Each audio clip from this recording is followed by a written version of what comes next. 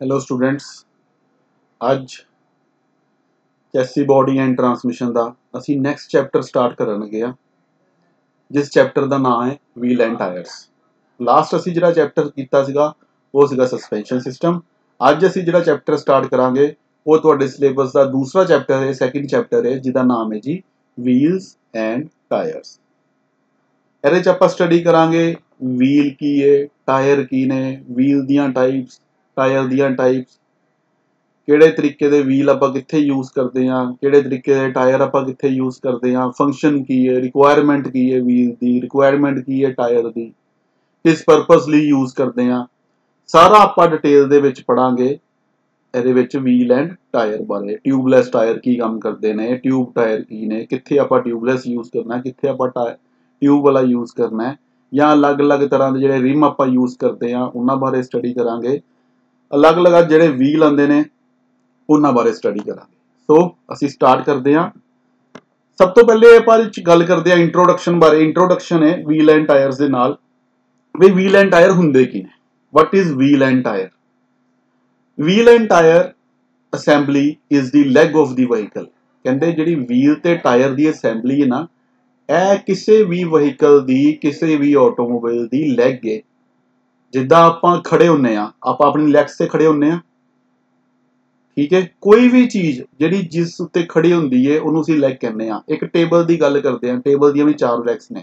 Table भी तां खड़ा हो सकता है जे उहदियां लैग्स होणगियां, ठीक है। चेयर दियां लैग्स ने, चेयर भी तां खड़ी है क्योंकि उहदियां लैग्स ने। असीं भी तां खड़े होने आ क्योंकि साडियां लैग्स ने।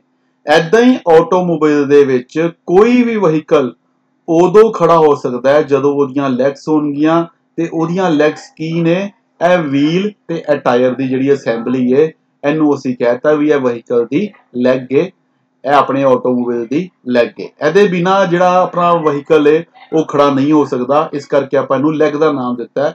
ਲੈਗ ਦੇ ਬਰਾਬਰ ਆਪਾਂ ਨੂੰ ਸਮਝਿਆ ਵੀਲ ਐਂਡ ਟਾਇਰ ਅਸੈਂਬਲੀ। ਇਹ vehicle cannot run without it. ਕੋਈ ਵੀ ਵਹੀਕਲ ਜਿਹੜਾ ਹੈ ਉਹ ਟਾਇਰਾਂ ਦੇ ਬਿਨਾ ਜਾਂ ਵੀਲਸ ਦੇ ਬਿਨਾ ਨਹੀਂ ਚੱਲ ਸਕਦਾ, ਨਹੀਂ ਤੁਰ ਸਕਦਾ। ਕੋਈ ਵੀ ਜਿੱਦਾਂ ਦਾ ਮਰਜ਼ੀ ਵੀਲ ਹੋਵੇ ਉਹ ਟਾਇਰ ਤੇ ਵੀਲ ਦੀ ਅਸੈਂਬਲੀ ਤੋਂ ਬਿਨਾ ਮੂਵ ਨਹੀਂ ਕਰ ਸਕਦਾ। ਇਸ ਕਰਕੇ ਵੀਲ ਐਂਡ ਟਾਇਰ ਦੀ ਜਿਹੜੀ ਆਪਣੀ ਅਸੈਂਬਲੀ ਹੈ ਇਹ ਜ਼ਰੂਰੀ ਹੈ। ਜੇ ਸਾਡੇ ਵੀਲ ਪੈਂਚਰ ਵੀ ਹੋ ਗਏ ਨੇ, ਅਸੀਂ ਤਾਂ ਵੀ ਵੀਲ ਨੂੰ ਓਨੀ ਐਫੀਸ਼ੀਐਂਸੀ ਦੇ ਨਾਲ, ਗੱਡੀ ਨੂੰ ਓਨੀ ਐਫੀਸ਼ੀਐਂਸੀ ਦੇ ਨਾਲ ਨਹੀਂ ਚਲਾ ਸਕਦੇ, ਕਿਉਂਕਿ ਵੀਲ ਐਂਡ ਟਾਇਰ ਦੋਨਾਂ ਦਾ ਹੋਣਾ ਓਕੇ ਕੰਡੀਸ਼ਨ ਦੇ ਵਿੱਚ ਹੋਣਾ, ਐਫੀਸ਼ੀਐਂਟ ਕੰਡੀਸ਼ਨ ਦੇ ਵਿੱਚ ਹੋਣਾ ਜ਼ਰੂਰੀ ਹੈ। ਅਦਰਵਾਈਜ਼ ਸਾਡੀ ਗੱਡੀ ਜਿਹੜੀ ਉਹ ਨਹੀਂ ਚੱਲੇਗੀ। ਦਿਸ assembly drives the vehicle and takes it load also. ਇਹ ਜਿਹੜੀ ਵੀਲ ਤੇ ਟਾਇਰ ਦੀ ਅਸੈਂਬਲੀ ਹੈ ਇਹ ਕੀ ਕਰਦੀ ਹੈ? ਵਹੀਕਲ ਨੂੰ ਡਰਾਈਵ ਕਰਾਉਂਦੀ ਹੈ, ਪਹਿਲੀ ਗੱਲ। ਦੂਜੀ ਗੱਲ ਕੀ ਹੈ ਵੀ ਜਿੰਨਾ ਵਹੀਕਲ ਦਾ ਲੋਡ ਹੈ ਉਹ ਸਾਰੇ ਲੋਡ ਨੂੰ ਬੀਅਰ ਕਰਦੀ ਹੈ।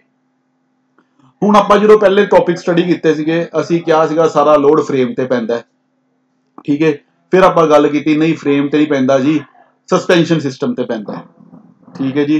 ਹੁਣ ਅਸੀਂ ਗੱਲ ਕਰਨ ਲੱਗ ਪਏ ਹਾਂ ਵੀ ਸਾਰਾ ਲੋਡ ਜਿਹੜਾ ਹੈ ਉਹ ਟਾਇਰ ਤੇ ਪੈਂਦਾ। ਇਹ ਇੱਕ ਪਹਿਲੇ ਆਪਾਂ ਜਿਹੜੇ ਸਟੈਪ ਸਟੱਡੀ ਕੀਤੇ ਸੀਗੇ ਉਹਨਾਂ ਤੋਂ ਉੱਪਰ ਆਪਾਂ ਟਾਇਰ ਨੂੰ ਰੱਖਦੇ ਹਾਂ। ਚਾਹੇ ਫਰੇਮ ਤੇ ਭਾਰ ਪਵੇ, ਚਾਹੇ ਬੋਡੀ ਤੇ ਪਵੇ, ਚਾਹੇ ਚੈਸੀ ਤੇ ਪਵੇ, ਜਿਸ ਪਾਰਟ ਦੇ ਉੱਤੇ ਮਰਜ਼ੀ ਭਾਰ ਪਵੇ, ਐਂਡ ਤੇ ਆ ਕੇ ਉਹਨੇ ਵੀਲ ਤੇ ਹੀ ਪੈਣਾ, ਐਂਡ ਤੇ ਆ ਕੇ ਉਹਨੇ ਟਾਇਰ ਦੇ ਉੱਤੇ ਹੀ ਪੈਣਾ। ਇਸ ਕਰਕੇ ਅਸੀਂ ਕਹਿ ਸਕਦੇ ਹਾਂ ਵੀ ਜਿਹੜੀ ਵੀਲ ਤੇ ਟਾਇਰ ਦੀ ਅਸੈਂਬਲੀ ਹੈ ਨਾ, ਇਹ ਲੋਡ ਵੀ ਬੀਅਰ ਕਰਦੀ ਹੈ। ਸਾਰੇ ਦਾ ਸਾਰਾ ਜਿਹੜਾ ਗੱਡੀ ਦਾ ਲੋਡ ਹੈ ਇਹ ਵੀਲ ਤੇ ਟਾਇਰ ਤੇ ਆਣਾ, ਇਹ ਕਿਸੇ ਹੋਰ ਤੇ ਨਹੀਂ ਜਾਣਾ, ਠੀਕ ਹੈ। ਅੱਗੋਂ ਕੀ ਕਹਿੰਦੇ? Wheels are fitted on the wheel hub. ਜਿਹੜੇ ਵੀਲ ਨੇ ਉਹਨਾਂ ਨੂੰ ਫਿੱਟ ਕਰਨ ਵਾਸਤੇ ਹੱਬ ਬਣੀ ਹੈ, ਉਸ ਹੱਬ ਨੂੰ ਅਸੀਂ ਵੀਲ ਹੱਬ ਕਹਿੰਦੇ ਆ। ਵੀਲ ਹੱਬ ਦੇ ਉੱਪਰ ਹੀ ਆਪਾਂ ਵੀਲ ਨੂੰ ਫਿੱਟ ਕਰਨਾ ਹੈ। ਵੀਲ ਹੱਬ ਇੱਕ ਜਗ੍ਹਾ ਆਪਣਾ ਪ੍ਰੋਵਾਈਡ ਕੀਤੀ ਜਾਏਗੀ ਸਪੇਸ, ਉਸ ਵੀਲ ਹੱਬ ਦੇ ਉੱਪਰ ਹੀ ਵੀਲ ਨੂੰ ਫਿੱਟ ਕੀਤਾ ਜਾਏਗਾ। On the wheels are fitted tyres which remain in contact with the road surface. ਕਹਿੰਦੇ ਆਪਾਂ ਹੱਬ ਦੇ ਉੱਤੇ ਵੀਲ ਫਿਕਸ ਕਰਤਾ, ਹੁਣ ਉਸ ਵੀਲ ਦੇ ਉੱਪਰ ਆਪਾਂ ਕੀ ਫਿਕਸ ਕਰਾਂਗੇ? ਟਾਇਰ ਫਿਕਸ ਕਰਾਂਗੇ। ਇਹ ਮਤਲਬ ਇਹਨਾਂ ਦੇ ਵੀਲ ਦਾ ਕਹਿਣ ਦਾ ਮਤਲਬ ਕੀ ਹੈ? ਜਿਹਨੂੰ ਅਸੀਂ ਰਿਮ ਕਹਿੰਦੇ ਆ, ਜਿਹਨੂੰ ਅਸੀਂ ਰਿਮ ਕਹਿੰਦੇ ਆ ਉਹ ਇੱਕ ਤਰ੍ਹਾਂ ਦਾ ਵੀਲ ਕਹਿੰਦੇ ਪਏ ਉਹਨੂੰ। ਉਹ ਹੁੰਦਾ ਐਕਚੁਅਲ ਚ ਵੀਲ ਹੈ। ਅਸੀਂ ਆਮ ਭਾਸ਼ਾ ਦੇ ਵਿੱਚ आम लैंगुएज दे विच रिम कह दिंदे आ, जद कि वो रिम नहीं हुंदा, वो व्हील हुंदा है ते उहदे उत्ते जिहड़ी रबड़ दी कवरिंग हुंदी है उहनूं असीं टायर कहने आ। की कहंदे on the wheels are fitted tyre, wheels दे उपर की फिट होएगा, टायर फिट होएगा ते टायर की करेगा which remain in contact with the road surface, जिहड़ा रोड सरफेस दे नाल कंटैक्ट बना के रखेगा। मतलब जिहड़ा व्हील्स दे उपर जिहड़े टायर फिट ने उन्हां टायर्स दा काम की है गड्डी दे विचकार ते रोड दे विचकार एक कंटैक्ट बना के रखना, यह काम है टायर दा। सो यह सीगी इंट्रोडक्शन व्हील एंड टायर दे नाल। व्हील एंड टायर की काम करते हैं, किद्दां फिट होंदे ने, कित्थे लगे होंदे ने, उस बारे आपां थोड़ा थोड़ा स्टडी कीता है। हुण अगे आपां जिद्दां जिद्दां वधदे जावांगे उद्दां उद्दां आपां इहनूं डीप स्टडी करते जावांगे। सब तो पहले आपां जिस टॉपिक की गल करते हैं वो है requirement of wheels. Requirement of wheels का मतलब की है भी जिहड़े आपां व्हील यूज करने ने साडियां उहदे तो की एक्सपैक्टेशनस ने, भी मतलब व्हील किद्दां दा होवे, जिहड़ी व्हील आपां यूज करना गड्डी दे विच वो किद्दां दा होना चाहिए, उहदे च की लगा होवे की ना होवे, की ओहदी प्रॉपर्टीज होण, वो आपां गल करदे हां रिक्वायरमेंट ऑफ व्हील्स दी। नंबर 1 ते वो कहंदे ने it should be strong enough to withstand the load of the vehicle. कहंदे आपां जिहड़ा व्हील यूज करिए वो इन्ना कु स्ट्रॉन्ग होवे भी जिन्ना व्हीकल दा लोड है वो सारे दा सारा व्हीकल दा लोड जिहड़ा है बीयर कर सके। टायर दे विच इन्नी कु व्हील दे विच इन्नी कु मजबूती होनी चाहिए है, इन्ना कु स्ट्रॉन्ग होना चाहिए है भी जिन्ना गड्डी दा भार है, अंदर जिहड़े पैसेंजर्स बैठे ने उन्हां दा भार है, अंदर जिहड़ा समान पिया उन्हां दा भार है, मतलब टोटल ग्रोस वेट जिहड़ा गड्डी दा है वो सारे दे सारे वेट नूं बीयर कर सके। असीं इन्ने स्ट्रॉन्ग व्हील बनाने ने, ऐ नहीं भी होए भी आपां गड्डी दे विच समान लोड करना स्टार्ट करिए ते थल्ले व्हील निकल के बाहर चले जाए। तो इस गल नूं माइंड च रखना है भी जदों भी आपां व्हील डिजाइन करना है ओहदी स्ट्रेंथ जिहड़ी है ओहदे नाल कॉम्प्रोमाइज़ नहीं करना, क्योंकि जे व्हील दी स्ट्रेंथ है तो तुहाडी गड्डी दी स्ट्रेंथ है। Number 2 it should be strong enough to withstand the various driving torque कहंदे साडा जिहड़ा व्हील है वो इन्ना कु स्ट्रॉन्ग होना चाहिए है भी जदों भी गड्डी ड्राइव होनी है उदों जिहड़ा टॉर्क पैदा होनी है, चाहे गड्डी नूं एकदम आपां स्पीड अप करना है, चाहे गड्डी नूं आपां एकदम ब्रेक मारनी है। जदों गड्डी एकदम स्पीड अप होनी है उदों भी टॉर्क पैदा होनी है, जदों गड्डी रोड ते चलनी है उदों भी लगातार टॉर्क पैदा होनी है, ते जदों आपां एकदम ब्रेक मार के गड्डी नूं रोकण दी कोशिश करनी है उदों भी टॉर्क पैदा होनी है। जिन्नियां टॉर्क पैदा हुईयां गड्डी दे चलन तो लैके गड्डी दे रुकण तक, ठीक है, या गड्डी दे चलदे दौरान जिन्नियां भी टॉर्क पैदा हुईयां वो सारियां दियां सारियां टॉर्क नूं व्हील बीयर कर सके। एकदम जदों गड्डी चलदी है उदों बड़ी ज़्यादा टॉर्क पैदा होंदी है, वो टॉर्क नूं बीयर करना, सानूं एकदम आपां रोड ते बड़ी स्पीड ते जांदे पे सीगे, अगे कोई आ गया आपां एकदम खिच के ब्रेक मारी, वो जदों खिच के ब्रेक मारी साडे टायर जिहड़े रोड दे उत्ते घिसदे गए, स्लिप वज गई जिहनूं आपां कहने आ, ठीक है, उस टाइम ते भी जिहड़ी टॉर्क पैदा हुई वो सारी दी सारी टॉर्क नूं व्हील बीयर कर सके। ऐ ना होए भी आपां ब्रेक मारीए तेज स्पीड ते साडे व्हील दा पिघल जावे, व्हील टुट जावे, व्हील डेंट पै जावे, ऐदां दा व्हील आपां यूज नहीं करना। मतलब सेम वही गल इत्थे आ गई भी आपां स्ट्रेंथ दे विच कॉम्प्रोमाइज़ नहीं करना व्हील दी। तीजे गल ते आपां गल करदे हां, तीजे पॉइंट ते आपां गल करदे हां it should B light. It should B light दा मतलब की है भी जिहड़ा साडा व्हील है वो लाइट होना चाहिए, ज़्यादा भारा नहीं होना चाहिए। चाहे आपां जिहड़ा मर्जी व्हील यूज करिए, कई बार आपां देखदे हां अजकल अलोए व्हील आ गए ने, डिस्क व्हील आ गए ने, ठीक है, व्हील आपां जिहड़ा मर्जी यूज करिए बट वो भारा नहीं होना चाहिए, ठीक है, स्ट्रेंथ होवे, ऐ नहीं भी स्ट्रेंथ घटा देनी आपां ओहदे भार घटाने पिछे, स्ट्रेंथ नहीं घटानी, मटीरियल आपां इदां दा सिलेक्ट कर लांगे जिहदे विच जिहड़ी स्ट्रेंथ है वो ज़्यादा होवे ते भार घट होवे। क्यों हुण भार घट होण दा कारण की हो गया, देखो व्हील लगना सस्पेंशन सिस्टम दे नीचे, तुसीं सस्पेंशन सिस्टम दे विच पढ़िया सीगा भी जिहड़ी चीज़ सस्पेंशन सिस्टम दे नीचे लगदी है उहनूं असीं कहने आ अनस्प्रंग वेट, ठीक है, ते आपां उदों नाल इह भी पढ़िया सीगा भी अनस्प्रंग वेट नूं जिन्ना असीं घट रखांगे उन्ना साडे वास्ते वधिया है, उन्नियां वाइब्रेशनस घट होणगियां। इस करके असीं इत्थे की किया इट शुड बी लाइट, जिहड़ा व्हील है वो लाइट होना चाहिए है। जे व्हील लाइट होएगा अनस्प्रंग वेट घट होएगा, जे अनस्प्रंग वेट घट होएगा तो वाइब्रेशनस जिहड़ियां ने वो घट पैदा होणगियां।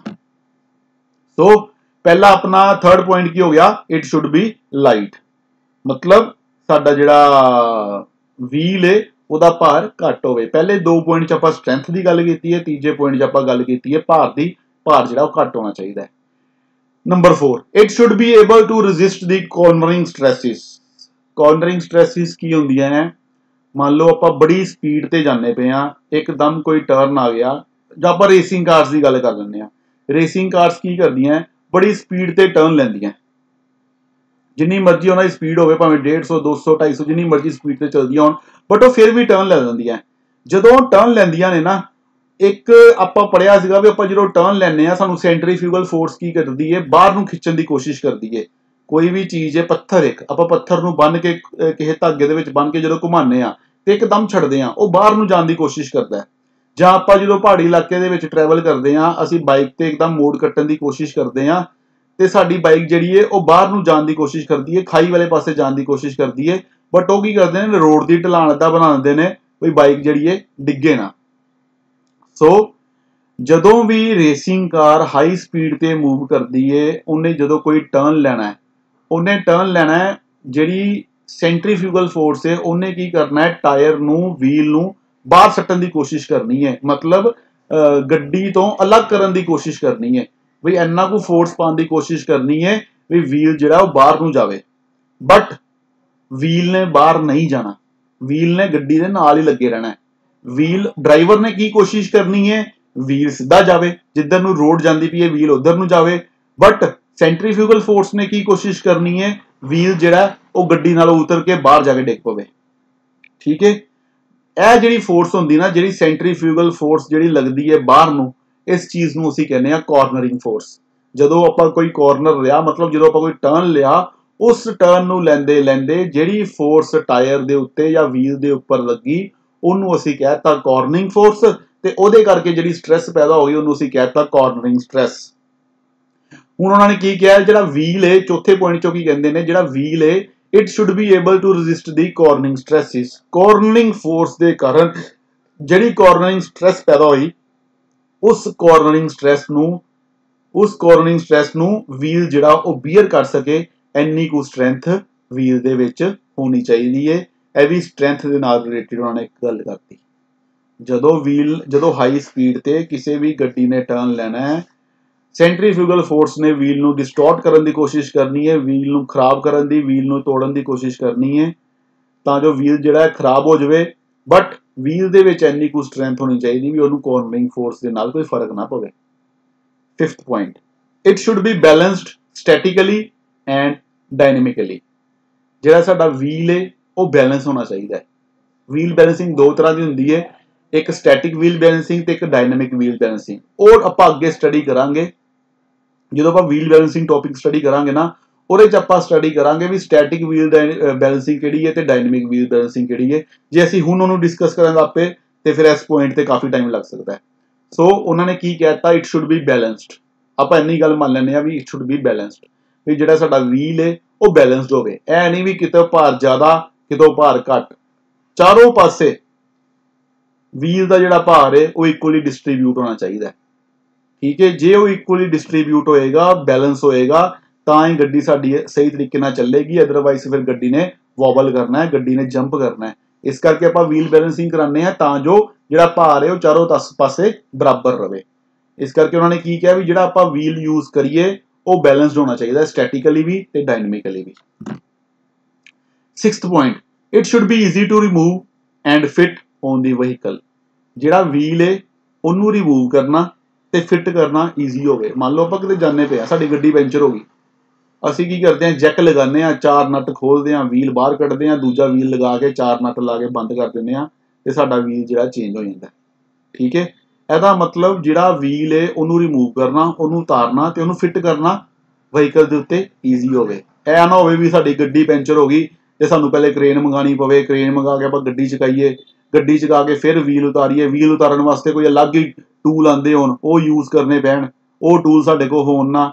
ਐਦਾਂ ਦੀ ਚੀਜ਼ ਨਹੀਂ ਹੋਣੀ ਚਾਹੀਦੀ। ਵੀ ਜਿਹੜਾ ਵੀਲ ਹੈ ਉਹਦੀ ਫਿਟਿੰਗ ਐਦਾਂ ਦੀ ਹੋਣੀ ਚਾਹੀਦੀ ਹੈ ਵੀ ਵੀਲ ਜਿਹੜਾ ਹੈ ਈਜ਼ੀਲੀ ਰਿਮੂਵ ਹੋ ਜਾਏ ਤੇ ਈਜ਼ੀਲੀ ਫਿੱਟ ਹੋ ਜਾਵੇ। ਇਹ ਵੀ ਇੱਕ ਵੀਲ ਦੀ ਰਿਕੁਆਇਰਮੈਂਟ ਹੈ। 7th ਪੁਆਇੰਟ ਚੋਂ ਕੀ ਗੱਲ ਕਰਦੇ ਨੇ? ਇਟਸ ਮਟੀਰੀਅਲ ਸ਼ੁੱਡ ਨੋਟ ਡਿਟੀਰੀਓਰੇਟ ਔਰ ਕਰੋਡ ਵਿਦ ਦੀ ਕਲਾਈਮੈਟਿਕ ਕੰਡੀਸ਼ਨਸ। ਕਹਿੰਦੇ ਜਿਹੜਾ ਵੀਲ ਦਾ ਆਪਾਂ ਮਟੀਰੀਅਲ ਯੂਜ਼ ਕਰਨਾ ਹੈ ਨਾ, ਉਹ ਖਰਾਬ ਨਾ ਹੋਵੇ ਤੇ ਨਾ ਹੀ ਉਹਨੂੰ ਜੰਗਾਲ ਲੱਗੇ, ਕਿਉਂਕਿ ਗੱਡੀ ਨੇ ਅਲੱਗ-ਅਲੱਗ ਕੰਡੀਸ਼ਨਸ ਦੇ ਵਿੱਚ ਚੱਲਣਾ ਹੈ।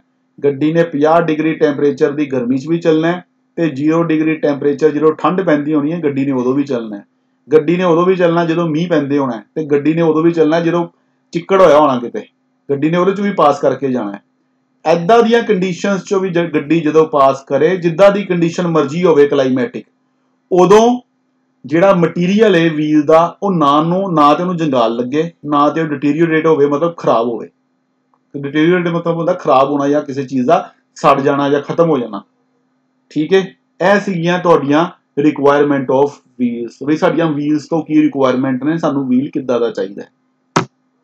ਅੱਗੋਂ ਆਪਾਂ ਗੱਲ ਕਰਦੇ ਹਾਂ ਟਾਈਪਸ ਆਫ ਵੀਲਸ, ਵੀ ਵੀਲ ਦੀਆਂ ਟਾਈਪਸ ਕਿਹੜੀਆਂ-ਕਿਹੜੀਆਂ ਨੇ, ਕਿੰਨੇ ਤਰੀਕੇ ਦੇ ਵੀਲਸ ਆਉਂਦੇ ਨੇ। ਸਭ ਤੋਂ ਪਹਿਲੇ ਜਿਹੜਾ ਟਾਈਪ ਹੈ ਉਹ ਹੈ ਪ੍ਰੈਸਡ ਸਟੀਲ ਡਿਸਕ ਵੀਲ, ਦੂਜੀ ਜਿਹੜੀ ਹੈ ਉਹ ਵਾਇਰ ਵੀਲ ਨੇ, ਤੀਜੇ ਜਿਹੜੇ ਨੇ ਉਹ ਲਾਈਟ ਅਲੋਏ ਕਾਸਟ ਵੀਲ ਨੇ, ਜਿਹਨੂੰ ਅਸੀਂ ਅਲੋਏ ਵੀਲ ਕਹਿੰਦੇ ਆ, ਉਹ ਤੀਜੇ ਨੰਬਰ ਤੇ ਨੇ ਲਾਈਟ ਅਲੋਏ ਕਾਸਟ ਵੀਲ। ਇੱਕ ਬਾਈ ਇੱਕ ਆਪਾਂ ਸਾਰਿਆਂ ਨੂੰ ਸਟੱਡੀ ਕਰਦੇ ਜਾਵਾਂਗੇ ਤੇ ਤੁਹਾਨੂੰ ਸਾਰੇ ਕਲੀਅਰ ਹੁੰਦੇ ਜਾਣਗੇ ਕੀ ਕਿੱਦਾਂ ਯੂਜ਼ ਕਰਦੇ ਆ। ਇੱਕ ਵਾਰ ਦੇਖ ਲਓ ਵੀ ਹੁੰਦੇ ਕਿਹੜੇ-ਕਿਹੜੇ ਨੇ। ਇਹਨੂੰ ਅਸੀਂ ਕਹਿੰਦੇ ਆ ਪ੍ਰੈਸ ਸਟੀਲ ਡਿਸਕ ਵੀਲ, ਜਿਹੜਾ ਆਮ ਆਪਾਂ ਕਾਰਾਂ 'ਚ ਯੂਜ਼ ਕਰਦੇ ਆ। ਜਿਨ੍ਹਾਂ ਗੱਡੀਆਂ 'ਚ ਲੋਏ ਵੀਲ ਨਹੀਂ ਹੋਣਗੇ ਉਹਨਾਂ ਦੇ ਵਿੱਚ ਪ੍ਰੈਸਡ ਸਟੀਲ ਡਿਸਕ ਵੀਲ ਹੋਣਗੇ, ਸਿੰਪਲ ਜੀ ਗੱਲ ਹੈ। Number 2 wire wheel. Wire wheel ਤੁਸੀਂ ਸਾਈਕਲਾਂ 'ਚ ਦੇਖੇ ਹੋਣਗੇ, ਰਿਕਸ਼ੇ 'ਚ ਦੇਖੇ ਹੋਣਗੇ, ਈਵਨ ਕਾਰਾਂ 'ਚ ਵੀ ਆਉਂਦੇ ਨੇ, ਬਟ ਇਹਦੀ ਕੁਝ ਆਪਣੀ ਸਪੈਸੀਫਿਕੇਸ਼ਨ ਨੇ। ਇਹਨਾਂ ਨੂੰ ਕਾਰਾਂ 'ਚ ਕਿਉਂ ਯੂਜ਼ ਕਰਦੇ ਆ ਉਹ ਅਸੀਂ ਨੈਕਸਟ ਸਲਾਈਡ 'ਚ ਸਟੱਡੀ ਕਰਦੇ ਹਾਂ। ਵਾਇਰ ਵੀਲ ਤੋਂ ਬਾਅਦ ਆ ਗਿਆ ਲਾਈਟ ਅਲੋਏ ਕਾਸਟ ਵੀਲ, ਜਿਹਨੂੰ ਅਸੀਂ ਅਲੋਏ ਵੀਲ ਕਹਿੰਦੇ ਆ। ਇਹਦਾ ਕੀ ਐਡਵਾਂਟੇਜ ਹੈ, ਕੀ ਡਿਸਐਡਵਾਂਟੇਜ ਹੈ, ਉਹ ਵੀ ਅਸੀਂ ਸਟੱਡੀ ਕਰਾਂਗੇ ਅੱਗੇ ਜਦੋਂ ਆਪਾਂ ਟੌਪਿਕ ਬਾਰੇ ਡਿਸਕਸ ਕਰਾਂਗੇ। ਸੋ ਟਾਈਪਸ ਆਫ ਵੀਲ ਦੇ ਵਿੱਚ ਉਹ ਕੀ ਕਹਿੰਦੇ ਨੇ, ਆਊਟ ਆਫ ਥੀਸ 3 ਟਾਈਪਸ, ਜਿਹੜੀਆਂ ਆਪਾਂ 3 ਟਾਈਪਸ ਦੇਖੀਆਂ, ਡਿਸਕ, ਵਾਇਰ ਤੇ ਅਲੋਏ। ਜੇ ਸ਼ਾਰਟ ਫਾਰਮ ਦੀ ਗੱਲ ਕਰੀਏ, ਪਹਿਲਾ ਡਿਸਕ ਹੈ, ਦੂਸਰਾ ਵਾਇਰ ਹੈ, ਤੀਸਰਾ ਸ਼ਾਰਟ ਆਪਣਾ ਅਲੋਏ ਵੇ, ਥਰਡ ਹੈ alloy. Out of these 3 types, pressed steel disc wheels are mostly used in the vehicles due to its simplicity. ਚਲੋ ਪਹਿਲੇ ਆਪਾਂ ਇੰਨੀ ਗੱਲ ਕਰਦੇ ਹਾਂ ਵੀ ਕਹਿੰਦੇ ਇਹਨਾਂ ਜਿਹੜੀਆਂ 3 ਟਾਈਪਸ ਆਪਾਂ ਦੇਖੀਆਂ ਨਾ, ਇਹਨਾਂ 3 ਟਾਈਪਸ ਦੇ ਵਿੱਚੋਂ ਆਪਾਂ ਜਿਹੜਾ ਸਭ ਤੋਂ ਕਾਮਨਲੀ ਯੂਜ਼ ਕਰਦੇ ਹਾਂ ਉਹ ਹੈ ਪ੍ਰੈਸਡ ਸਟੀਲ ਡਿਸਕ ਵੀਲ, ਜਿਹੜਾ ਨੰਬਰ 1 ਤੇ ਸੀਗਾ। ਸਭ ਤੋਂ ਕਾਮਨਲੀ ਉਹੀ ਯੂਜ਼ ਕੀਤਾ ਜਾਂਦਾ ਹੈ। ਕਿਉਂ ਯੂਜ਼ ਕੀਤਾ ਜਾਂਦਾ ਹੈ? ਪਹਿਲਾ number due to its simplicity, ਉਹ ਸਿੰਪਲ ਹੈ, ਉਹਦੇ 'ਚ ਕੋਈ ਮਤਲਬ ਐਦਾਂ ਦਾ ਨਹੀਂ ਜਿਵੇਂ ਆਪਾਂ ਲੋਏ ਵੀਲ ਦੇਖਦੇ ਹਾਂ, ਸਾਨੂੰ ਲੋਏ ਵੀਲ ਸਮਝ ਨਹੀਂ ਲੱਗਦਾ ਆਪਾਂ ਖੋਲਣਾ ਕਿੱਥੋਂ ਹੈ। ਠੀਕ ਹੈ, ਇਹ ਜਿਹੜਾ ਵੀਲ ਹੈ ਡਿਸਕ ਵੀਲ, ਇੱਕ ਤੇ ਸਿੰਪਲ ਹੈ, ਇੱਕ ਈਜ਼ ਆਫ ਮੈਨੂਫੈਕਚਰਿੰਗ, ਇਹਦੀ ਮੈਨੂਫੈਕਚਰਿੰਗ ਬੜੀ ਈਜ਼ੀ ਹੈ। 2 ਪਾਰਟ ਨੇ, ਇੱਕ ਰਿਮ ਤੇ ਇੱਕ ਡਿਸਕ, ਦੋਨਾਂ ਨੂੰ ਆਪਸ 'ਚ ਜੋੜਿਆ ਹੋਇਆ, ਚਾਹੇ ਜੁੜੇ ਜੁੜਾਏ ਬਣਾ ਲਓ, ਚਾਹੇ ਅਲੱਗ-ਅਲੱਗ ਬਣਾ ਲਓ ਤੇ ਬਾਅਦ 'ਚੋਂ ਵੈਲਡਿੰਗ ਕਰ ਦਿਓ, ਇਹਨੂੰ ਬਣਾਉਣਾ ਈਜ਼ੀ ਹੈ। ਇਕਨੋਮੀ ਮਤਲਬ ਸਸਤਾ ਪੈਂਦਾ, ਤਾਂ ਆਪਾਂ ਯੂਜ਼ ਕਰਦੇ ਹਾਂ press steel disc wheel. And ease in cleaning, last ਕੀ ਹੈ, ਈਜ਼ ਇਨ ਕਲੀਨਿੰਗ, ਮਤਲਬ ਇਹਨੂੰ ਸਾਫ਼ ਕਰਨਾ ਬੜਾ ਸੌਖਾ ਹੈ। ਠੀਕ ਹੈ, ਸਾਫ਼ ਕਰਨਾ ਚਲੋ ਸਾਰਿਆਂ ਨੂੰ ਸੌਖਾ ਹੁੰਦਾ, ਬਟ ਜਿਹੜੇ ਵਾਇਰ ਵੀਲ ਹੁੰਦੇ ਨੇ ਉਹਨਾਂ ਨੂੰ ਥੋੜਾ ਮੁਸ਼ਕਿਲ ਹੈ ਸਾਫ਼ ਕਰਨਾ। ਅਲੋਏ ਵੀਲ ਜਲਦੀ ਗੰਦੇ ਹੋ ਜਾਂਦੇ ਨੇ। ਠੀਕ ਹੈ, ਇਹ ਚਲੋ ਇਹਨਾਂ ਦੀ ਸ਼ਕਲ ਹੀ ਗੰਦੀ ਹੁੰਦੀ ਹੈ, ਇਹਨਾਂ ਨੂੰ ਕੀ ਕੁਝ ਕਹਿ ਸਕਦੇ ਹਾਂ। ਇਸ ਕਰਕੇ ਆਪਾਂ ਕੀ ਗੱਲ ਕੀਤੀ ਇਹਦੇ 'ਚ, ਵੀ ਜਿਹੜਾ ਪ੍ਰੈਸਡ ਸਟੀਲ ਡਿਸਕ ਵੀਲ ਹੈ ਉਹ ਇੱਕ ਤੇ ਸਿੰਪਲ ਹੈ, ਇੱਕ ਉਹਦੀ ਮੈਨੂਫੈਕਚਰਿੰਗ ਈਜ਼ੀ ਹੈ, ਇੱਕ ਸਾਨੂੰ ਸਸਤਾ ਪੈਂਦਾ ਹੈ, ਤੇ ਦੂਜਾ ਉਹਨੂੰ ਆਪਾਂ ਸਾਫ਼ ਆਸਾਨੀ ਨਾਲ ਕਰ ਸਕਦੇ ਹਾਂ। ਇਸ ਕਰਕੇ ਆਪਾਂ ਸਭ ਤੋਂ ਜ਼ਿਆਦਾ ਜਿਹੜੇ ਯੂਜ਼ ਕਰਦੇ ਹਾਂ ਉਹਨੇ press steel disc wheel. Wire wheels are used in sports car due to its light weight and more heat dissipation and easy removing and mounting. ਕਹਿੰਦੇ ਜਿਹੜੇ ਵਾਇਰ ਵੀਲ ਨੇ ਉਹ ਅਸੀਂ ਕਿੱਥੇ ਯੂਜ਼ ਕਰਦੇ ਹਾਂ? ਵਾਇਰ ਵੀਲ ਇਹਨਾਂ ਨੇ ਕਿਹਾ ਜੀ ਆਪਾਂ ਸਪੋਰਟਸ ਕਾਰ 'ਚ ਯੂਜ਼ ਕਰਦੇ ਹਾਂ। ਕਿਸੇ ਟਾਈਮ ਤੇ ਸਪੋਰਟਸ ਕਾਰ 'ਚ ਯੂਜ਼ ਹੁੰਦੇ ਸੀਗੇ, ਮੇ ਬੀ ਹੁਣ ਵੀ ਹੁੰਦੇ ਹੋਣ 1-2 ਮਾਡਲਾਂ ਦੇ ਵਿੱਚ, ਬਟ ਹੁਣ ਜ਼ਿਆਦਾ ਅਲੋਏ ਯੂਜ਼ ਹੁੰਦੇ ਨੇ। ਠੀਕ ਹੈ, ਹੁਣ ਜ਼ਿਆਦਾ ਟ੍ਰੈਂਡ ਦੇ ਵਿੱਚ ਅਲੋਏ ਨੇ। ਵਾਇਰ ਵੀਲਸ ਜਿਹੜੇ ਨੇ ਉਹ ਸਪੋਰਟਸ ਕਾਰ 'ਚ ਯੂਜ਼ ਹੋਣਗੇ। ਸਪੋਰਟ ਕਾਰ 'ਚ ਯੂਜ਼ ਕਿਉਂ ਹੋਣਗੇ? ਇੱਕ ਤੇ ਕਹਿੰਦੇ ਇਹਦਾ weight ਘੱਟ ਹੈ। ਠੀਕ ਹੈ, ਦੂਜੀ ਗੱਲ ਇਹਨਾਂ ਦੇ ਵਿੱਚ ਜਿਹੜੀ ਹੀਟ ਡਿਸੀਪੇਸ਼ਨ ਹੈ ਉਹ ਜ਼ਿਆਦਾ ਹੈ, ਵੀ ਮਤਲਬ ਜਿਹੜੀ ਹੀਟ ਟਾਇਰ ਦੇ ਅੰਦਰ ਪੈਦਾ ਹੋਈ ਜਾਂ ਵੀਲ ਦੇ ਅੰਦਰ ਪੈਦਾ ਹੋਈ ਉਹਨੂੰ ਆਪਾਂ ਡਿਸੀਪੇਟ ਵੀ ਤੇ ਕਰਨਾ ਹੈ, ਬਾਹਰ ਵੀ ਤੇ ਕਰਨਾ ਹੈ, ਵਿੱਚ ਸੰਭਾਲ ਕੇ ਥੋੜਾ ਰੱਖਣੀ ਹੈ। ਠੀਕ ਹੈ, ਕਹਿੰਦੇ ਜਿਹੜੀ ਹੀਟ ਡਿਸੀਪੇਸ਼ਨ ਹੈ ਉਹ ਵਾਇਰ ਵੀਲ ਦੇ ਵਿੱਚ ਜ਼ਿਆਦਾ ਹੁੰਦੀ ਹੈ, ਕਿਉਂਕਿ ਵਾਇਰਸ ਲੱਗੀਆਂ, ਵਾਇਰਸ ਦੇ ਰਾਹੀਂ ਹੀਟ ਜਿਹੜੀ ਉਹ ਬਾਹਰ ਨਿਕਲ ਜਾਂਦੀ ਹੈ। ਜਿੱਦਾਂ ਆਪਾਂ ਫਿਨ ਲਗਾਉਂਦੇ ਹਾਂ ਇੰਜਨ ਤੇ, ਤੁਸੀਂ ਦੇਖਿਆ ਹੋਏਗਾ ਇੰਜਨ ਤੇ ਫਿਨਸ ਲੱਗਦੀਆਂ, ਉਹੀ ਜੋ ਫਿਨਸ ਦਾ ਕੰਮ ਹੈ ਉਹੀ ਵਾਇਰ ਵੀਲਸ ਦਾ ਕੰਮ ਕਰਤਾ ਉਹਨਾਂ ਨੇ, ਵੀ ਜਿਹੜੀਆਂ ਵਾਇਰਸ ਨੇ ਉਹ ਕੀ ਕਰਦੀਆਂ ਨੇ, ਹੀਟ ਨੂੰ ਬਾਹਰ ਡਿਸੀਪੇਟ ਕਰਦੀਆਂ। And easy removing and mounting, ਤੇ ਇਹਨਾਂ ਦੀ ਜਿਹੜੀ ਰਿਮੂਵਿੰਗ ਤੇ ਮਾਊਂਟਿੰਗ ਹੈ ਉਹ ਵੀ ਈਜ਼ੀ ਹੈ, ਕਿਉਂਕਿ ਜਿਹੜੇ ਵਾਇਰ ਵੀਲ ਹੁੰਦੇ ਨਾ ਉਹਨੂੰ ਕੱਸਣ ਵਾਸਤੇ ਆਪਾਂ ਨੂੰ 4-5 ਨਟ ਨਹੀਂ ਲਾਣੇ ਪੈਂਦੇ। ਉਹ ਸੈਂਟਰ 'ਚ ਜਿਵੇਂ ਆਪਾਂ ਸਾਈਕਲ ਤੇ ਫਿੱਟ ਕਰਦੇ ਆ, ਇੱਕੋ ਨਟ ਲਾਇਆ ਤੇ ਕੰਮ ਹੋ ਗਿਆ। ਐਦਾਂ ਹੀ ਵਾਇਰ ਵੀਲ ਹੁੰਦੇ ਨੇ। ਵਾਇਰ ਵੀਲ ਤੁਹਾਨੂੰ ਦੇਖ ਕੇ ਬਾਅਦ ਲੱਗ ਹੀ ਜਾਊਗਾ ਇਹਦੇ 'ਚ ਕਿੱਥੇ ਨਟ ਲਾਵਾਂਗੇ ਜੀ, ਇਹਦੇ 'ਚ ਨਟ ਲਾਉਣ ਦੀ ਜਗ੍ਹਾ ਹੈ ਹੀ ਨਹੀਂ। ਬਸ ਸੈਂਟਰ ਦੇ ਵਿੱਚ ਇੱਕ ਹੱਬ ਹੈ, ਉਹਨੂੰ ਖੋਲਿਆ, ਨਟ ਲਾਇਆ, ਚਲੋ ਜੀ ਕੰਮ। ਇਸ ਕਰਕੇ ਜਿਹੜੇ ਵਾਇਰ ਵੀਲ ਨੇ ਉਹਨਾਂ ਨੂੰ ਫਿੱਟ ਕਰਨਾ ਵੀ ਈਜ਼ੀ ਹੈ ਤੇ ਮਾਊਂਟ ਕਰਨਾ, ਮਤਲਬ ਉਤਾਰਨਾ ਵੀ ਈਜ਼ੀ ਹੈ ਤੇ ਚੜਾਉਣਾ ਵੀ ਈਜ਼ੀ ਹੈ। ਅੱਗੋਂ ਗੱਲ ਕਰਦੇ ਹੋ light alloy cast wheel are rarely used due to their high cost. ਹੁਣ ਕਹਿੰਦੇ ਜਿਹੜੇ ਲੋਏ ਵੀਲ ਨੇ ਨਾ ਉਹਨਾਂ ਨੂੰ ਆਪਾਂ ਘੱਟ ਯੂਜ਼ ਕਰਦੇ ਆ। ਕਿਉਂ ਘੱਟ ਯੂਜ਼ ਕਰਦੇ ਆ? ਕਿਉਂਕਿ ਉਹਨਾਂ ਦੀ ਕੋਸਟ ਜ਼ਿਆਦਾ ਹੈ। Although they are light and dissipate heat quickly. ਕਹਿੰਦੇ ਭਾਵੇਂ ਇਹ ਲਾਈਟ ਨੇ, ਭਾਰ ਘੱਟ ਹੈ ਤੇ ਇਹਨਾਂ ਚੋਂ ਹੀਟ ਵੀ ਜਲਦੀ ਬਾਹਰ ਨਿਕਲਦੀ ਹੈ, ਬਟ ਫਿਰ ਵੀ ਇਹ ਥੋੜੇ ਕੋਸਟਲੀ ਨੇ, ਇਸ ਕਰਕੇ ਆਪਾਂ ਇਹਨਾਂ ਨੂੰ ਯੂਜ਼ ਨਹੀਂ ਕਰਦੇ ਪਏ। ਬਟ ਅੱਜ ਕੱਲ ਅਲੋਏ ਵੀਲ ਦਾ ਇੱਕ ਰਿਵਾਜ ਜਿਹਾ ਬਣ ਗਿਆ, ਅਲੋਏ ਵੀਲ ਸਾਰੇ ਪਵਾਉਂਦੇ ਹੀ ਪਵਾਉਂਦੇ ਨੇ। ਇੱਕ ਤੇ ਇਹਨਾਂ ਨਾਲ ਗੱਡੀ ਸੋਹਣੀ ਲੱਗਦੀ ਏ, ਦੂਜੀ ਹੀਟ ਵਗੈਰਾ ਨੂੰ ਜਲਦੀ ਬਾਹਰ ਕੱਢ ਦਿੰਦੇ ਨੇ, ਪਲੱਸ ਥੋੜੀ ਟਾਇਰ ਦੀ ਲਾਈਫ ਵੀ ਇਹਨਾਂ ਨਾਲ ਵੱਧ ਜਾਂਦੀ ਏ। ਇਸ ਕਰਕੇ ਅਲੋਏ ਵੀਲ ਨੂੰ ਪ੍ਰੈਫਰੈਂਸ ਦਿੰਦੇ ਪਏ ਨੇ। However they are coming in use recently. ਜੇ ਦੇਖਿਆ ਜਾਏ ਅਲੋਏ ਵੀਲ ਆਏ ਨੂੰ ਕੋਈ ਜ਼ਿਆਦਾ ਟਾਈਮ ਨਹੀਂ ਹੋਇਆ, ਇਹੀ 15-20 ਸਾਲ ਤੋਂ ਆਪਾਂ ਜੇ ਦੇਖੀਏ 10-15 ਸਾਲ ਤੋਂ ਜ਼ਿਆਦਾ ਟ੍ਰੈਂਡ ਦੇ ਵਿੱਚ ਆਏ ਨੇ। ਇਸ ਤੋਂ ਪਹਿਲੇ ਆਮ ਹੀ ਜਿਹੜੇ ਵੀਲ ਸੀਗੇ ਉਹੀ ਜ਼ਿਆਦਾ ਚੱਲਦੇ ਸੀ। ਚਲੋ ਇਹ ਹੋ ਗਈ ਇੰਟਰੋਡਕਸ਼ਨ ਹਰ ਟਾਈਪ ਦੇ ਨਾਲ। ਅੱਗੋਂ ਹੁਣ ਆਪਾਂ ਸਟੱਡੀ ਕਰਦੇ ਹਾਂ ਪ੍ਰੈਸਡ ਸਟੀਲ ਡਿਸਕ ਵੀਲ ਬਾਰੇ। ਆਪਾਂ ਅੱਜ ਦੇ ਲੈਕਚਰ ਦੇ ਵਿੱਚ ਬਸ ਇਹੀ ਇੱਕ ਟਾਈਪ ਕਰਾਂਗੇ, ਪ੍ਰੈਸਡ ਸਟੀਲ ਡਿਸਕ ਵੀਲ। ਇਹ ਕੀ ਚੀਜ਼ ਹੈ, ਕਿੱਦਾਂ ਆਪਾਂ ਇਹਨੂੰ ਕਿੱਥੇ ਯੂਜ਼ ਕਰਦੇ ਹਾਂ। ਸਭ ਤੋਂ ਪਹਿਲਾਂ ਜਿਹੜਾ ਸਭ ਤੋਂ ਕਾਮਨ ਟਾਈਪ ਆਪਾਂ ਜਿਹਨੂੰ ਕਹਿੰਦੇ ਸੀਗੇ ਉਹਦੇ ਬਾਰੇ ਡਿਸਕਸ ਕਰਦੇ ਹਾਂ। ਸਭ ਤੋਂ ਪਹਿਲੇ ਇਹਦਾ ਨਾ ਕੱਟ ਸੈਕਸ਼ਨ ਦੇਖ ਲਓ ਵੀ ਜੇ ਆਪਾਂ ਇਕੱਲੇ ਵੀਲ ਦਾ ਕੱਟ ਸੈਕਸ਼ਨ ਤਿਆਰ ਕਰੀਏ ਤੇ ਕੁਝ ਇਸ ਤਰ੍ਹਾਂ ਦਾ ਕੱਟ ਸੈਕਸ਼ਨ ਬਣੇਗਾ। ਅੱਗੇ ਅੱਗੇ ਜਿੱਦਾਂ ਆਪਾਂ ਪਾਰਟ ਬਾਰੇ ਗੱਲ ਕਰਾਂਗੇ ਉਦਾਂ ਤੁਹਾਨੂੰ ਮੈਂ ਪਾਰਟਸ ਦਿਖਾਉਂਦਾ ਜਾਊਂਗਾ। ਇੱਥੇ ਵੈਲ ਕੀ ਚੀਜ਼ ਹੈ, ਇਹਨੂੰ ਅਸੀਂ ਉੱਪਰ ਵਾਲੇ ਪਾਰਟ ਨੂੰ ਰਿਮ ਕਹਿੰਦੇ ਆ, ਨੀਚੇ ਵਾਲੇ ਪਾਰਟ ਨੂੰ ਡਿਸਕ ਕਹਿੰਦੇ ਆ। ਇਹ ਜਿਹੜਾ ਨੀਚੇ ਪਾਰਟ ਲੱਗਾ ਹੈ ਦੋਨਾਂ ਨੂੰ ਜੋੜ ਕੇ ਰਿਮ ਤੇ ਡਿਸਕ ਨੂੰ ਜੋੜ ਕੇ ਵੀਲ ਬਣ ਜਾਂਦਾ ਹੈ। ਉਹ ਆਪਾਂ ਹੁਣ ਅੱਗੇ ਜਿੱਦਾਂ ਸਟੱਡੀ ਕਰੀ ਜਾਵਾਂਗੇ ਉਦਾਂ ਤੁਹਾਨੂੰ ਮੈਂ ਪਾਰਟਸ ਬਾਰੇ ਦੱਸੀ ਜਾਊਂਗਾ। ਇਹ ਇੱਕ 3D ਵਿਊ ਹੈ ਵੀ ਕਿੱਦਾਂ ਦੇਖਣ 'ਚ ਲੱਗਦਾ, ਤੁਸੀਂ ਦੇਖਿਆ ਹੀ ਹੋਏਗਾ। ਇਹ ਪਾਰਟ ਜਿਹੜਾ ਨਾ ਉੱਪਰ ਵਾਲਾ, ਇਹਨੂੰ ਸਾਈਡ ਵਾਲਾ ਅੰਦਰ ਵਾਲਾ ਪਾਰਟ ਜਿਹੜਾ ਇਹਨੂੰ ਅਸੀਂ ਕਹਿੰਦੇ ਆ ਰਿਮ ਤੇ ਇਹ ਚੀਜ਼ ਨੂੰ ਆਪਾਂ ਕਹਿੰਦੇ ਆ ਡਿਸਕ। ਦੋਨਾਂ ਨੂੰ ਜੋੜਦਾ ਤੇ ਇਹ ਬਣ ਗਿਆ ਵੀਲ। ਸਭ ਤੋਂ ਪਹਿਲੇ ਕੀ ਕਹਿੰਦੇ ਨੇ, it is made up of 2 parts. ਵੀ ਜਿਹੜਾ ਪ੍ਰੈਸ ਸਟੀਲ ਡਿਸਕ ਵੀਲ ਹੈ ਨਾ, ਜਾਂ ਸਿੰਪਲ ਡਿਸਕ ਵੀਲ ਜਿਹਨੂੰ ਆਪਾਂ ਕਹਿੰਦੇ ਆ, ਡਿਸਕ ਵੀਲ ਜਿਹੜਾ ਉਹ 2 ਪਾਰਟਸ ਤੋਂ ਬਣਦਾ ਹੈ, ਇੱਕ ਰਿਮ ਤੇ ਦੂਜੀ ਇੱਕ ਸਟੀਲ ਦੀ ਡਿਸਕ ਜਿਹਨੂੰ ਪ੍ਰੈਸ ਕੀਤਾ ਗਿਆ। ਇਹ ਉੱਪਰ ਜਿਹੜਾ ਉੱਪਰ ਵਾਲਾ ਪਾਰਟ ਜਿਹੜਾ ਕੜਾ ਹੈ ਜਿਹਨੂੰ ਆਪਾਂ ਕੜਾ ਕਹਿੰਦੇ ਆ, ਇਹਨੂੰ ਅਸੀਂ ਕਹਿ ਦਿੱਤਾ ਰਿਮ ਤੇ ਅੰਦਰ ਜਿਹੜੀ ਸ਼ੀਟ ਲੱਗੀ ਹੈ ਇਹ ਵਾਲੀ ਇਹਨੂੰ ਅਸੀਂ ਕਹਿ ਦਿੱਤਾ ਡਿਸਕ। ਇਹ ਤੁਹਾਨੂੰ ਪਤਾ ਇੱਕ ਸਾਈਡ ਤੇ ਲੱਗੀ ਹੁੰਦੀ, ਦੂਜੀ ਸਾਈਡ ਤੇ ਨਹੀਂ ਲੱਗੀ ਹੁੰਦੀ, ਦੂਜੇ ਸਾਈਡ ਤੋਂ ਖੁੱਲਾ ਹੀ ਹੁੰਦਾ। ਇਹ ਦੇਖੋ ਇੱਕ ਸਾਈਡ ਤੇ ਲੱਗੀ ਹੈ, ਦੂਜੇ ਸਾਈਡ ਤੋਂ ਖੁੱਲਾ ਹੈ, ਮਤਲਬ ਉੱਪਰ ਵਾਲਾ ਪਾਰਟ ਰਿਮ ਤੇ ਨੀਚੇ ਵਾਲਾ ਪਾਰਟ ਡਿਸਕ। ਇਹ ਦੋਨਾਂ ਨੂੰ ਜੋੜ ਕੇ ਆਪਾਂ ਇੱਕ it is made up of 2 parts, a rim and a press steel disc. ਮਤਲਬ 2 ਪਾਰਟ ਤੋਂ ਬਣਿਆ ਡਿਸਕ ਵੀਲ, ਇੱਕ ਰਿਮ ਤੇ ਦੂਜੀ disc. Both the rim and disc may be single piece or welded to each other. ਕਹਿੰਦੇ ਜਿਹੜੇ rim ਤੇ disc ਨੇ ਨਾ ਇਹ ਅਲੱਗ-ਅਲੱਗ ਵੀ ਬਣ ਸਕਦੇ ਨੇ ਤੇ ਇਕੱਠੇ ਵੀ ਬਣ ਸਕਦੇ ਨੇ। ਇਹ ਹੁਣ ਤੁਹਾਡੇ ਤੇ ਵੀ ਤੁਸੀਂ ਇਹਨੂੰ ਕਿੱਦਾਂ ਕੰਸਟਰਕਟ ਕਰਨਾ ਚਾਹੁੰਦੇ ਹੋ। ਜੇ ਤੁਸੀਂ ਇਕੱਠੇ ਬਣਾ ਲੋਗੇ ਕਿਸੇ ਵੈਲਡਿੰਗ ਦੀ ਲੋੜ ਨਹੀਂ ਪਏਗੀ। ਜੇ ਅਲੱਗ-ਅਲੱਗ ਬਣਾਓਗੇ, ਰਿਮ ਅਲੱਗ ਬਣੇਗਾ, ਡਿਸਕ ਅਲੱਗ ਬਣੇਗੀ, ਫਿਰ ਦੋਨਾਂ ਨੂੰ ਆਪਾਂ ਨੂੰ ਟਾਂਕਾ ਲਾ ਕੇ ਇੱਥੇ ਵੈਲਡ ਕਰਨਾ ਪਏਗਾ। ਠੀਕ ਹੈ, ਇਹ ਆਪਣੇ ਤੇ ਵੀ ਆਪਾਂ ਇਹਨਾਂ ਨੂੰ ਇਕੱਠੇ ਬਣਾਉਣਾ ਜਾਂ ਅਲੱਗ-ਅਲੱਗ ਬਣਾਉਣਾ। Sometimes they are so fastened that they can be detached from each other। ਕਹਿੰਦੇ ਕਈ ਵਾਰ ਨਾ ਇਹਨਾਂ ਨੂੰ ਨਾ ਫਾਸਟਨ ਕੀਤਾ ਜਾਂਦਾ ਹੈ। ਫਾਸਟਨ ਮਤਲਬ ਨਟ ਬੋਲ ਦੇ ਨਾਲ ਜੋੜਿਆ ਜਾਂਦਾ ਹੈ। ਮਤਲਬ ਜਿਹੜਾ ਰਿਮ ਹੈ ਤੇ ਜਿਹੜੀ ਡਿਸਕ ਹੈ ਇਹਨਾਂ ਨੂੰ ਜੋੜਨ ਦੇ ਲਈ ਨਟ ਬੋਲਟ ਲਾਏ ਜਾਂਦੇ ਨੇ। ਜਦੋਂ ਮਰਜ਼ੀ ਆਪਾਂ ਨਟ ਬੋਲਟ ਖੋਲ ਕੇ ਰਿਮ ਨੂੰ ਅਲੱਗ ਕਰ ਸਕਦੇ ਹਾਂ ਤੇ ਡਿਸਕ ਨੂੰ ਅਲੱਗ ਕਰ ਸਕਦੇ ਹਾਂ। The disc can be mounted on the wheel hub with the help of bolt and nut। ਇਹ ਜਿਹੜੇ 5 ਹੋਲ ਬਣੇ ਹੋਏ ਨੇ ਇਹ ਬਣੇ ਨੇ ਹੱਬ ਵਾਸਤੇ।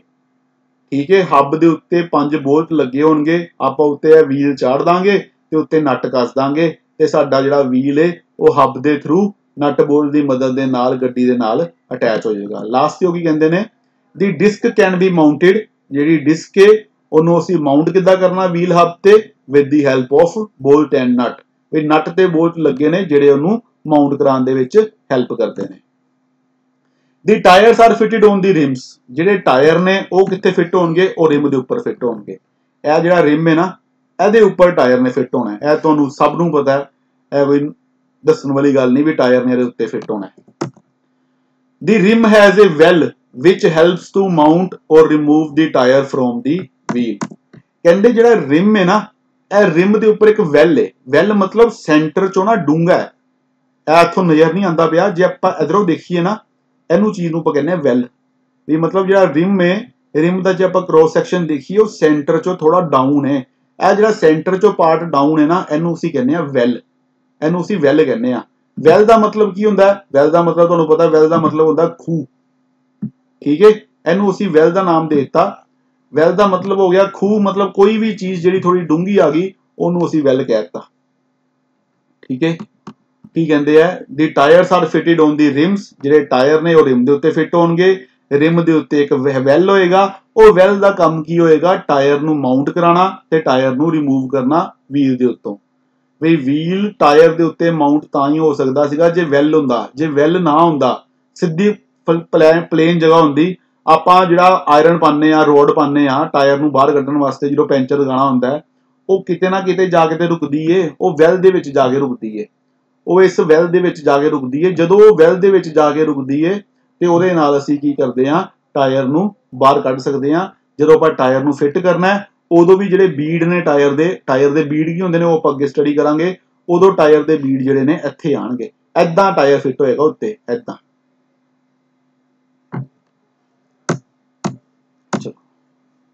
ਅੱਗੋਂ ਕੀ ਕਹਿੰਦੇ ਨੇ? ਫॉर दिस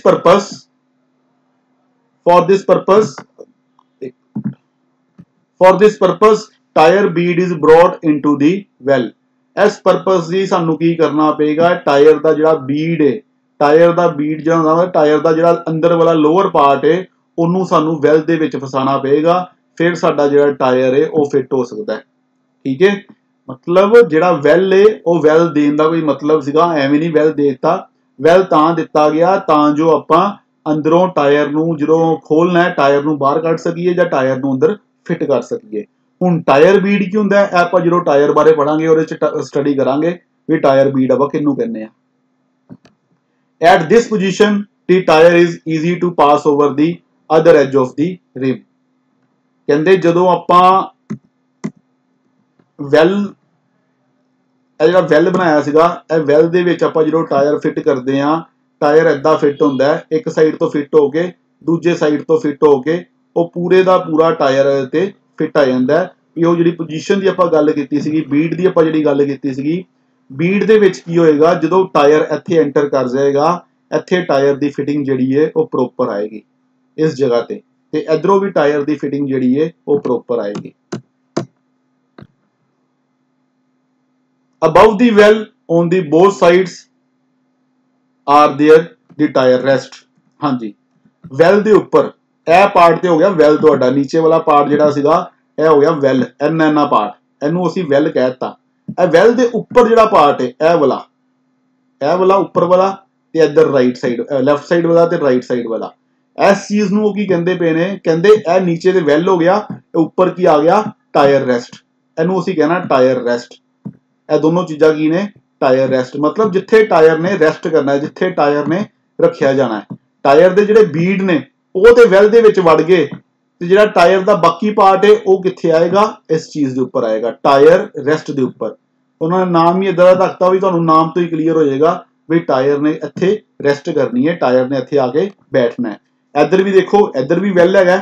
ਠੀਕ ਹੈ, ਏਦਾਂ ਹੀ ਇੱਥੇ ਟਾਇਰ ਰੈਸਟ ਇੱਧਰ ਵੀ ਹੈਗੀ ਹੈ। ਦੋਨੋਂ ਸਾਈਡ ਤੇ, ਦੋਨੋਂ ਸਾਈਡ ਕੀ ਇੱਕ ਹੀ ਸਾਈਡ ਹੈ, ਉਹਨੂੰ ਕੱਟ ਕੇ ਦਿਖਾਇਆ ਗਿਆ ਹੈ। ਠੀਕ ਹੈ, ਸੋ ਤੁਹਾਨੂੰ ਹੁਣ ਟਾਇਰ ਰੈਸਟ ਦਾ ਕੰਮ ਕਲੀਅਰ ਹੋ ਗਿਆ ਵੀ ਟਾਇਰ ਨੇ ਇੱਥੇ ਰੈਸਟ ਕਰਨੀ ਹੈ, ਟਾਇਰ ਨੇ ਇੱਥੇ ਆ ਕੇ ਬੈਠਣਾ ਹੈ। ਠੀਕ ਹੈ, ਟਾਇਰ ਰੈਸਟ ਤੋਂ ਬਾਅਦ ਉਹ ਕੀ ਕਹਿੰਦੇ ਨੇ? The tyre rest has a taper of 5 degree generally. ਵੀ ਜਿਹੜਾ ਟਾਇਰ ਰੈਸਟ ਹੋਏਗਾ ਉਹਦਾ ਟੇਪਰ ਕਿੰਨਾ ਹੋਏਗਾ? 5 ਡਿਗਰੀ। ਵੀ ਮਤਲਬ ਜਿਹੜਾ ਟਾਇਰ ਰੈਸਟ ਹੈ ਇਹ ਸਿੱਧਾ ਨਹੀਂ ਹੋਏਗਾ, ਇਹ ਥੋੜਾ ਜਿਹਾ ਟੇਪਰ ਹੋਏਗਾ ਤੇ ਇਹਦਾ ਜਿਹੜਾ ਟੇਪਰ ਦਾ ਐਂਗਲ ਹੋਏਗਾ, ਇਹ ਜਿਹੜਾ ਐਂਗਲ ਟੇਪਰ ਦਾ ਉਹ ਇੱਥੇ 5 ਡਿਗਰੀ ਐਂਗਲ ਉਹਨਾਂ ਨੇ ਕਿਹਾ ਜੀ। ਵੀ ਟਾਇਰ ਰੈਸਟ ਜਿਹੜਾ ਉਹ 5 ਡਿਗਰੀ ਐਂਗਲ ਤੇ ਥੋੜਾ ਜਿਹਾ ਟੇਪਰ ਹੋਏਗਾ। ਉਹ ਟੇਪਰ ਕਿਉਂ ਹੋਏਗਾ? ਤਾਂ ਜੋ ਟਾਇਰ ਉੱਪਰ ਆਰਾਮ ਨਾਲ बैठ सके। The tyre rest has a taper of 5 degree. याद रखियो भी 5 डिग्री का टेपर होएगा। when the tire is inflated, ਜਦੋਂ ਟਾਇਰ ਦੇ ਵਿੱਚ ਹਵਾ ਭਰੀ ਜਾਏਗੀ, the beads of the tire fit properly due to taper and give a wedge fit. ਕਹਿੰਦੇ ਜਦੋਂ ਟਾਇਰ ਦੇ ਵਿੱਚ ਹਵਾ ਭਰੀ ਜਾਏਗੀ, ਜਿਹੜੇ ਬੀਡਸ ਨੇ ਟਾਇਰ ਦੇ ਉਹ ਪੂਰੀ ਤਰ੍ਹਾਂ ਫਿੱਟ ਹੋ ਜਾਣਗੇ ਡਿਊ ਟੂ ਟੇਪਰ, ਉਹ ਟੇਪਰ ਹੋਣ ਦੇ ਕਾਰਨ ਪੂਰੀ ਤਰ੍ਹਾਂ ਫਿੱਟ ਹੋ ਜਾਣਗੇ and gives A veg fit, ਤੇ ਉੱਥੋਂ ਜਿਹੜੀ ਸਾਨੂੰ ਫਿੱਟ ਮਿਲੇਗੀ ਉਹ ਇੱਕ ਵੈਜ ਫਿਟ ਮਿਲੇਗੀ, ਮਤਲਬ ਪੂਰੀ ਤਰ੍ਹਾਂ ਫਿਕਸ ਫਿਟ ਮਿਲੇਗੀ। ਜਿਹੜਾ ਉਹਨਾਂ ਨੇ ਇਦਾਂ ਸ਼ੇਪ ਬਣਾਈ ਸੀ ਨਾ ਟਾਇਰ ਦੀ, ਇਹ ਦੇਖੋ ਇਦਾਂ ਹੀ ਸੀਗਾ ਰਿਮ ਕੁਛ, ਠੀਕ ਹੈ, ਇਹ ਨੀਚੇ ਵਾਲਾ ਪਾਰਟ ਵੈਲ ਸੀਗਾ, ਠੀਕ ਹੈ, ਟਾਇਰ ਇਹਦੇ ਉੱਤੇ ਆਣਾ ਸੀਗਾ ਇਦਾਂ, ਠੀਕ ਹੈ, ਟਾਇਰ ਜਦੋਂ ਇਹਦੇ ਉੱਪਰ ਆਏਗਾ, ਉਹ ਜਦੋਂ ਆਪਾਂ ਟਾਇਰ ਦੇ ਵਿੱਚ ਹਵਾ ਭਰਾਂਗੇ, ਉਹ ਜਿਹੜੀ ਫਿਟਿੰਗ ਹੈ ਟਾਇਰ ਦੀ ਉਹ ਬੜੀ ਵਧੀਆ ਹੋ ਜਾਏਗੀ, ਪੂਰੀ ਤਰ੍ਹਾਂ ਇੱਕ ਤਰ੍ਹਾਂ ਪਰਫੈਕਟ ਫਿਟ ਆਊਗੀ ਜਦੋਂ ਆਪਾਂ ਇਹਦੇ 'ਚ ਰੈਸਟ ਕਰਕੇ ਹਵਾ ਭਰਾਂਗੇ। This taper also work as a seal for tubeless tyre. ਇਹ ਜਿਹੜਾ ਆਪਾਂ ਟੇਪਰ ਦਿੱਤਾ ਸੀਗਾ ਨਾ ਇੱਥੇ, ਉਹ ਟੇਪਰ ਨੇ ਕੀ ਕੀਤਾ, ਇੱਕ ਤਰ੍ਹਾਂ ਸੀਲ ਦਾ ਕੰਮ ਕੀਤਾ ਟਿਊਬਲੈਸ ਟਾਇਰਸ ਵਾਸਤੇ। ਜਿਹੜੇ ਆਪਾਂ ਟਿਊਬਲੈਸ ਟਾਇਰ ਫਿੱਟ ਕਰਦੇ ਆ ਉਹਨਾਂ 'ਚ ਟਿਊਬ ਤੇ ਹੁੰਦੀ ਨਹੀਂ, ਹੁਣ ਜੇ ਟਿਊਬ ਨਹੀਂ ਫਿਰ ਟਾਇਰ ਦੇ ਅੰਦਰ ਹਵਾ ਕਿੱਦਾਂ ਕੰਟਰੋਲ ਰਹਿੰਦੀ ਹੈ, ਕਿੱਦਾਂ ਸਟੇ ਕਰਦੀ ਹੈ, ਉਹ ਸਟੇ ਕਰਦੀ ਹੈ ਇਹ ਟੇਪਰ ਕਰਕੇ। ਇਹ ਟੇਪਰ ਕੀ ਕਰਦਾ ਹੈ, ਇੱਕ ਤਰ੍ਹਾਂ ਸੀਲ ਬਣਾ ਦਿੰਦਾ ਵੀ ਅੱਜ ਜਦੋਂ ਟਿਊਬਲੈਸ ਟਾਇਰ ਆਂਦਾ ਨਾ, ਇੱਕ ਸੀਲ ਬਣ ਜਾਂਦੀ ਹੈ, ਉਹ ਸੀਲ ਕੀ ਕਰਦੀ ਹੈ, 에ਅਰ ਨੂੰ ਬਾਹਰ ਨਹੀਂ ਜਾਣ ਦਿੰਦੀ। ਜਦੋਂ 에ਅਰ ਬਾਹਰ ਨਹੀਂ ਜਾਏਗੀ ਤੇ ਸਾਡੀ ਜਿਹੜੀ ਫਿੱਟ ਆਏਗੀ ਉਹ ਬੈਟਰ ਆਏਗੀ। The pressed steel disc is mounted on the axle with the help of the pressed steel disc is mounted on the axle with the help of bolt and nut। ਇਹ ਅਸੀਂ ਗੱਲ ਪਹਿਲੇ ਹੀ ਕਰ ਲਈ ਹੈ ਵੀ ਜਿਹੜੀ ਸਟੀਲ ਦੀ disc ਹੈ ਉਹਨੂੰ ਅਸੀਂ ਐਕਸਲ ਤੇ ਕਿੱਦਾਂ ਮਾਊਂਟ ਕਰਨਾ ਹੈ, with the help of nut and bolt। Nut and bolt ਦੀ ਮਦਦ ਦੇ ਨਾਲ ਆਪਾਂ ਉਹਨੂੰ ਫਿਕਸ ਕਰਾਂਗੇ।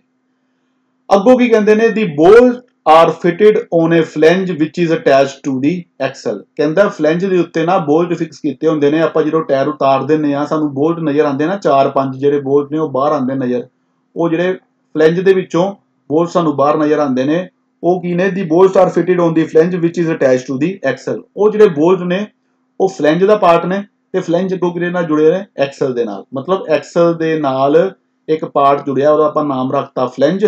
ਫੋਰ ਐਗਜ਼ਾਮਪਲ ਸਿੰਪਲ ਜੀ ਗੱਲ ਹੈ, ਇਹਨੂੰ ਆਪਾਂ ਐਕਸਲ ਮੰਨ ਲਿਆ, ਇਹ ਸਾਡਾ ਐਕਸਲ ਸੀਗਾ, ਠੀਕ ਹੈ। ਐਕਸਲ ਦੇ ਅੱਗੇ ਇੱਕ ਪਾਰਟ ਲੱਗ ਗਿਆ, ਉਹਨੂੰ ਅਸੀਂ ਕਹਿਤਾ ਫਲੈਂਜ, ਜਾਂ ਫਿਰ ਉਹਨੂੰ ਆਪਾਂ ਕਹਿਤਾ ਹੱਬ। ਕੋਈ ਵੀ ਏਦਾਂ ਦੀ ਸ਼ੇਪ ਜਿਹੜੀ ਹੋਵੇ ਉਹਨੂੰ ਅਸੀਂ ਫਲੈਂਜ ਕਹਿੰਦੇ ਆ, ਠੀਕ ਹੈ। ਇਹ ਹੱਬ ਹੈ ਐਕਚੁਅਲ ਦੇ ਵਿੱਚ।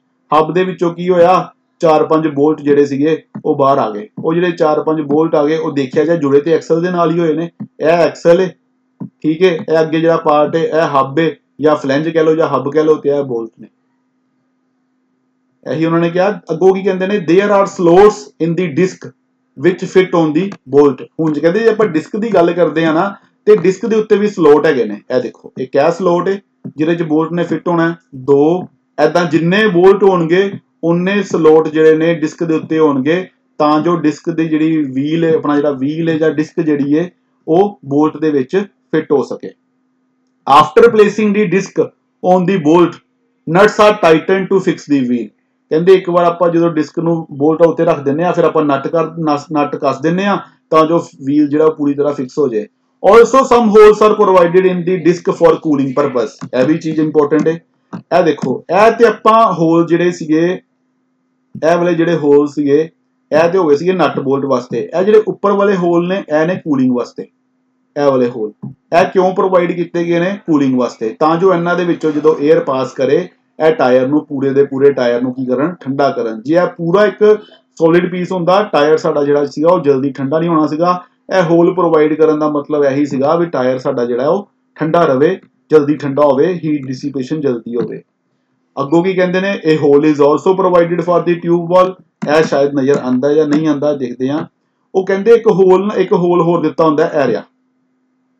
ਇਸ ਹੋਲ ਦਾ ਕੰਮ ਕੀ ਹੈ, ਟਿਊਬ ਵਾਲ ਵਾਸਤੇ, ਵੀ ਜਿਹੜੀ ਟਿਊਬ ਅੰਦਰ ਹੈ ਜਾਂ ਟਿਊਬਲੈਸ ਟਾਇਰ ਵੀ ਹੈ, ਤੇ ਇੱਕ ਆਪਾਂ ਨੂੰ ਵਾਲਵ ਤੇ ਚਾਹੀਦਾ ਹੀ ਹੈ ਜਿਹਦੇ ਰਾਹੀਂ ਆਪਾਂ ਅੰਦਰ 에ਅਰ ਭੇਜਣੀ ਹੈ। ਉਹ ਵਾਲਵ ਜਿਹੜਾ ਉਹ ਇੱਥੇ ਫਿੱਟ ਹੋਏਗਾ, ਟਿਊਬ ਵਾਲਵ ਜਿਹਨੂੰ ਆਪਾਂ ਕਹਿੰਦੇ ਆ। ਸੋ ਜਿੰਨੇ ਹੋਲ ਸੀਗੇ, ਜੋ ਟਾਇਰ ਦੀ ਕੰਸਟਰਕਸ਼ਨ ਸੀਗੀ ਡਿਸਕ ਵੀਲ ਦੀ, ਉਹ ਸਾਰੀ ਸਮਝਾਤੀ। ਅੱਜ ਦੇ ਲੈਕਚਰ 'ਚ ਅਸੀਂ ਇੰਨਾ ਹੀ ਸਟੱਡੀ ਕਰਾਂਗੇ, ਬਾਕੀ ਅਸੀਂ ਨੈਕਸਟ ਲੈਕਚਰ ਦੇ ਵਿੱਚ ਸਟੱਡੀ ਕਰਾਂਗੇ। ਇਹਦੇ ਬਾਰੇ ਆਪਾਂ ਡਿਸਕਸ ਕਰਾਂਗੇ ਜ਼ੂਮ ਮੀਟਿੰਗ ਦੇ ਵਿੱਚ।